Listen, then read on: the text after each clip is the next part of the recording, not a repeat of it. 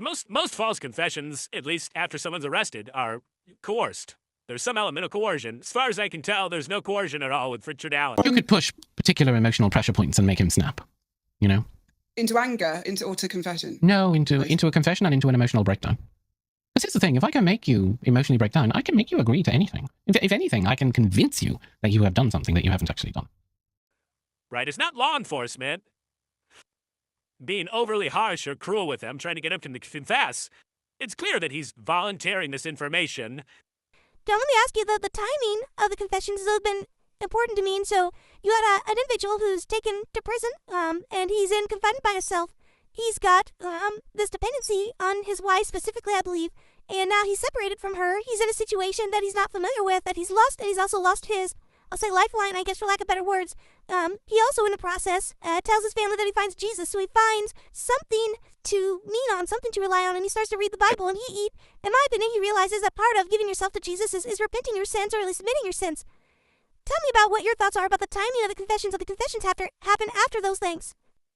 And so I agree with you, Nick. Like, to me, that just adds more, it adds more validity to these confessions in terms of, the argument against that, I guess, is that he was tortured and psychotic, and therefore he couldn't because he couldn't discern reality, that he couldn't provide a true confession. I mean, that's the argument. Although, as I point out all the time, if you look at the window of his so-called psychosis, which in and of itself is questionable, as you know, there are questions about whether he was faking it or malingering, which everyone in the print, all the guards, right, even his therapist felt like he was probably malingering to some degree.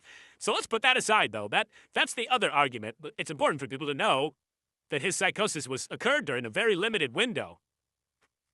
You only need one confession. Let's grant the defense the fact that he's totally psychotic, he's divorced from reality. So let's take away a 2-week window when he's psychotic. The question is, are there confessions outside of that window of time where he's not psychotic? And the psychiatrist and his therapist are documenting he's not psychotic, right? The answer is yes.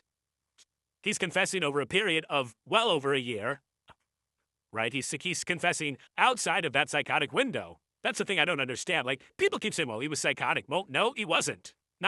Even if I grant you that he was psychotic during that window of time, you're still going to have to explain to me when he's not psychotic and he's not in that window, why is he confessing? Why is he confessing? And why aren't those valid?